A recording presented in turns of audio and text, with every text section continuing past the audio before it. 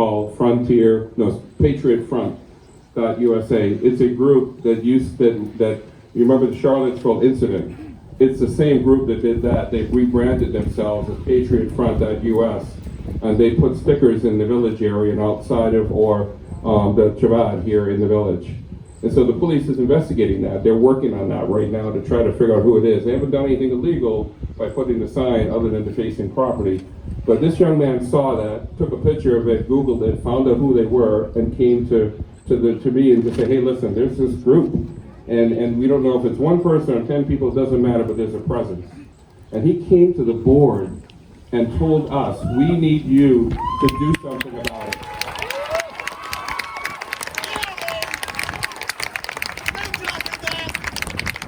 I told Karen and Sky, Django's parents, that whatever they did it right, because they actually created someone who cares and wants to make a difference. And I'm just so proud of Django, and I just wanted you to hear him first. Thank you.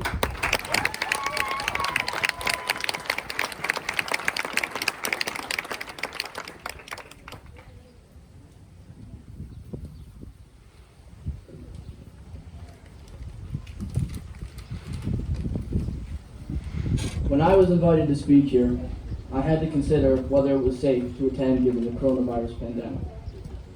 I thought about staying home because my family is taking care of my grandfather, and I feared that my presence here would put him in danger. Then I realized that the only reason I have to fear is the coronavirus.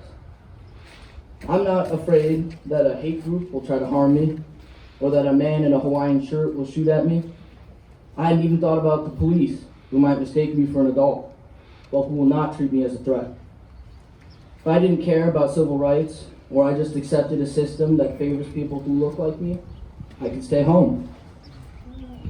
I don't need to fight for my right to life, to safety, to equality under law.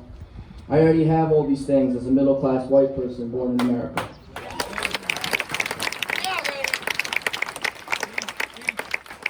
I am free to be complacent and ignorant.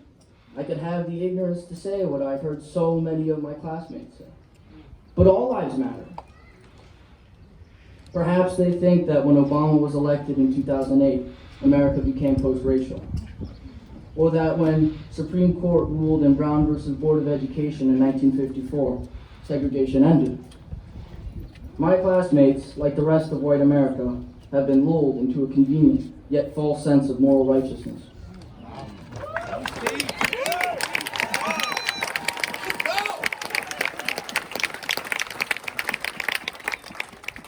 Freed from the obligation to work towards a racially just society, they stand by as people of color are living through the continued negative effects of redlining, white flight, discriminatory loans, mass incarceration, police brutality, all of which are designed to keep black people poor, disenfranchised, and out of sight from the increasingly white, wealthy ruling class in a state of effective segregation.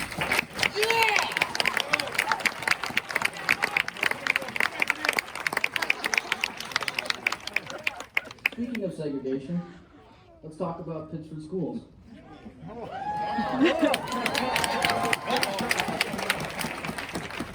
The Pittsford school system makes it easy to stay ignorant and racist. We learn Eurocentric curriculums, and we gloss over history that's uncomfortable to talk about. This country was built on Native American and African suffering, both past and present. We are taught that the exploitation and injustices are the things of the past, and not inseparable parts of the American reality. We are uncomfortable teaching white children that the mistreatment of people of color still benefits them. We don't teach them that the systemic injustices because we don't want them to be burdened with the harsh realities of privilege. Teachers in Pittsford are not trained to combat implicit bias. We have not confronted these issues because of white fragility, ignorance, and racism.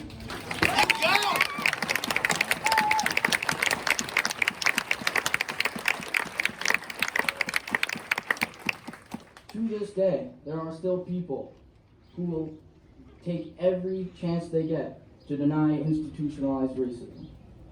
But we will not let them get in the way of meaningful change. We will not let them ignore us. We will protest, we will kneel, and we will say what needs to be said and say it again. And right now, what needs to be said is Black Lives Matter.